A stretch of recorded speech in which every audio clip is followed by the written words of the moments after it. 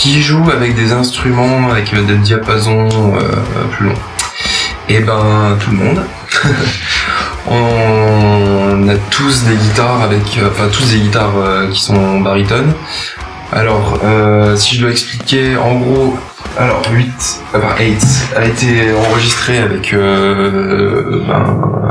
une guitare 8 cordes diapason 27 pouces. Donc ça c'est un modèle de série classique de chez Ibanez que beaucoup de monde doit connaître sur Godgent. Voilà. Donc j'en dis pas plus là-dessus. Pour le Februs, pour Februs, en fait, Februs il sera exclusivement enregistré sur sur cette corde baryton, en l'occurrence celle-ci. Donc c'est une Ibanez, le nom du modèle il me semble que c'est RG 7680 si je me trompe pas.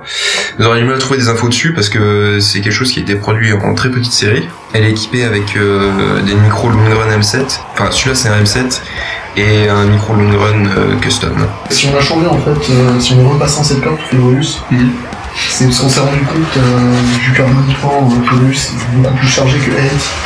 C'est difficile de jongler avec des accordages très graves, des accords qui sont assez denses, des trucs comme ça. Du coup, on a préféré repasser sur cette corde pour pas perdre trop de puissance par rapport à ça. Donc c'est pas pour autant qu'on joue sur cette corde. Donc pour l'instant pour l'album, on n'a pas tout le matériel qui est encore défini vu qu'on est en pré-prod. Mais pour l'EP, on a bizarrement utilisé un VST gratuit qui s'appelle le TSE X-30.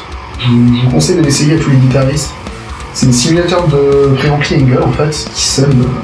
Ça fait un super boulot sur le Ça fait un super boulot. Ça sonne super. Donc voilà, TSE X30 à tester. Ouais, on remercie le mec qui a inventé ça. On utilise pas mal de matériel type pod, c'est classique. Sinon au niveau de la batterie, notre batteur est pas là pour en parler, mais en gros c'est un kit assez conséquent. Échange. Ouais. Ouais, donc c'est principalement c'est un kit pas très classique. Il y a les éléments classiques, mais il y a aussi beaucoup d'éléments plus de type percussion, beaucoup de stack qui permet d'avoir des sonorités bien particulières qu'on intègre dans l'album.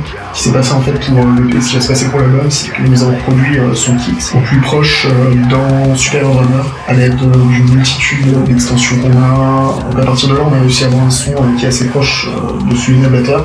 Vraiment très proche, tout en gardant justement les spécificités en fait de ces stacks et de tous ces éléments, ce qui permettrait d'éviter d'avoir le syndrome son par défaut. Et en live, on devrait se retrouver avec un son relativement proche de ce qu'il y a, de ce qu'on entend sur Hate et sûrement de ce qu'on entendra sur Februs.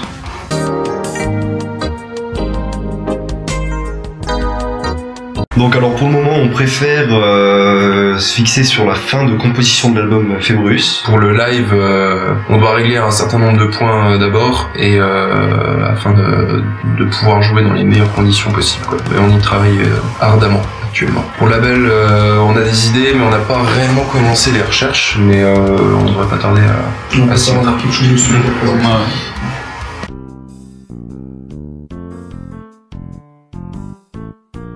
Le phénomène Gent. Pourquoi lui? Non, c'est cool d'avoir plein de gens en fait qui s'intéressent à ça, de voir plus ou moins ce phénomène émerger. Pour nous, en tout cas, c'est plus un ensemble d'outils techniques, d'écriture, un certain style de son, un certain style de dynamique en fait. C'est très intéressant, il y a beaucoup de choses à en tirer, mais on peut pas se permettre de rester juste en fait dessus. C'est juste une technique. C'est comme dire qu'on fait de la musique shred. Ça n'a aucun sens. ça doit rien dire.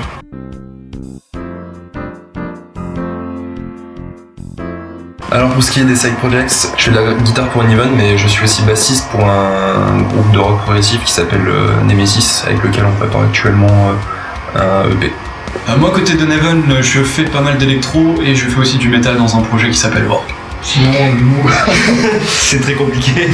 Nous, on a un projet Noise qui est pour l'instant en stand-by. On citera pas le nom, mais pour ceux qui connaissent, ça sera amplement suffisant.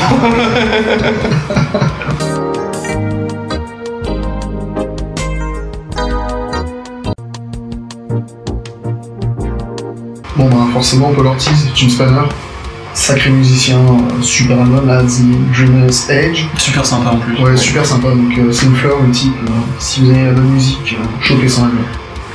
Limite Zero aussi, c'est un groupe qu'on a aidé. On a aidé en même temps qu'ils ont sorti leur EP, on héberge leur EP sur notre site. À découvrir. À découvrir, ouais. À découvrir. Et bon, moi, je pense que je vais en parler. Oh oui. Pilgarta, quoi, forcément, donc super groupe, super type. Daniel. Merci.